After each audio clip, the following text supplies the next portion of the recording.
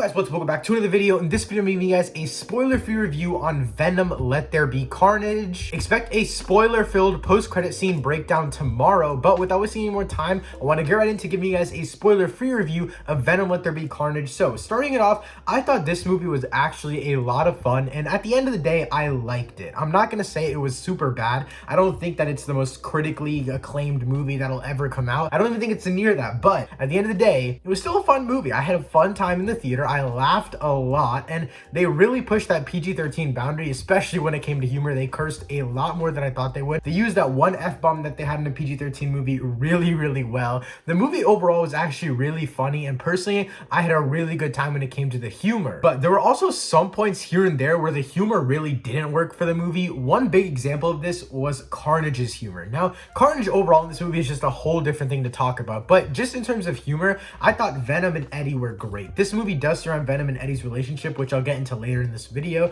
but I think when it came to Carnage's side of things, the humor really just didn't work for me because of how serious they took his character in the first and second act, and then in the third act when he tried to make jokes here and there just to kind of break up the tension and move around the pacing of the final act, it really just didn't work for me. But overall, I thought the humor of this movie was actually really great. I was expecting it to be corny, cheesy, and cringy, and it was all of those things, but personally, I like that. If you guys didn't know, I loved the first movie. I don't think it's a good movie. I don't think it's a bad movie. I think it's just, I think it's mid, you know? I think it's the living, breathing definition of mid, and this one, it's kind of the same thing, but I think it's just a little bit better than the first because I enjoyed myself more. I kind of knew what I was getting into. I know the archetype of this Sony universe now with the first Venom movie, and so going into this one, I expected something a lot better. When I say better, I'm not saying that I wanted this movie to be cinema, but just the main storyline of this movie, I wasn't really a fan of. They focused on the wrong things too much. This movie really focuses on heavily, like I said before, Eddie and Venom's relationship. This is cool. This is a great story. And in the first movie, it felt more sprinkled in, but in this one,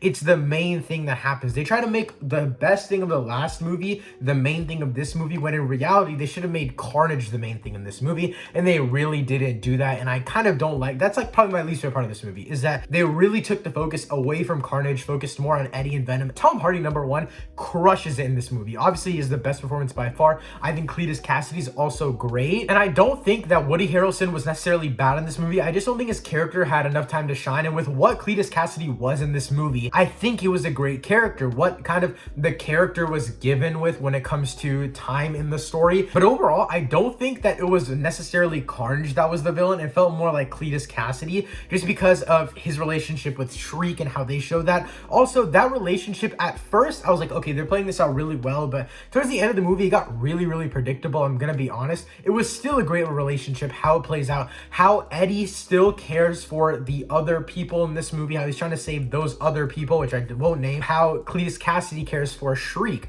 and how there's like that bond, how each one of the main hero and the villain care for someone else at the same time. They want to save them, but also they have to fight each other, and it's just a great balance, and you never usually get that with villains. Usually villains are like, I want to kill everyone, everything, and you kind of feel that parasitic relationship between Woody Harrelson's Cletus Cassidy and Carnage, and I think that's what makes the villain really cool in this movie. Again, I don't think the villain's great. I think Cletus Cassidy's good.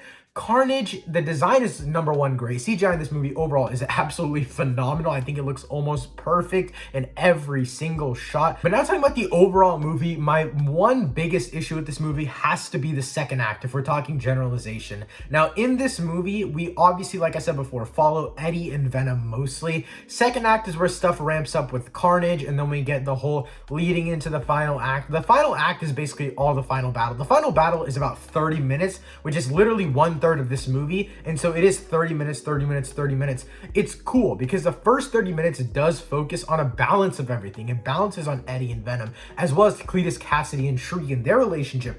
Everything balances so well in the first act. Second act, not so much. It feels like Cletus Cassidy, Carnage, Shriek, they're just sprinkled in there randomly. In the second act, it also feels like the police officer, the police chief in the last movie, obviously he has a lot more purpose in this movie, I'll be real, and I think that's great, but they do it too sporadically. They jump from place to place and side story to side story too sporadically, and it's only a 90-minute movie, so you can't tell too many side stories. And yes, this story overall is super basic, but with within the second act, there's just so much going on. It feels like there's just so much thrown at you in such a short amount of time, because we all know at the end of the day, it leads to Venom versus Carnage. So you don't need all this other stuff in the middle. I don't understand why they did that. And obviously they can't just have Venom going around and killing people unless it's a rated R movie, which I'm not one to be like, oh, this needs to be rated R, this needs to be rated R. I'll always say something needs to be rated R just for my personal enjoyment. The first Venom movie, I don't think it needed to be rated R. I think it worked for not being rated R. But the reason why I think this one is a completely different scenario is because you have two super evil things, like two super evil beings going at each other. The limitation for Venom is that he won't be able to bite people's heads off. He can't kill everyone he wants, but Carnage can. But when you don't see Carnage doing that, when you don't see the brutality of Carnage, then that all just gets numb to you, and it feels like they're doing the same exact thing. They don't really separate in terms of hero and villain except for their motive. And overall, I think just one motive type of thing in a 90-minute movie, if you're only gonna do one motive, it doesn't really work for me, and that's really what happened in this movie. Overall, I actually did have a fun time with this one. I would say this one is slightly better than the first, just because it was actually more focused on one story. The pacing was actually a lot better than I expected it to be, because the first movie's pacing was absolutely atrocious. There's not a lot of action in this movie. It's advertised as an action blockbuster. It's not really that, but the final act is the entire final battle. Last 30 minutes, it's absolutely epic. It feels like a comic book movie. I'll say, other than the Suicide Squad movie that came out in August, I think that this is one of the best, like most realistic when it comes to comic book portrayals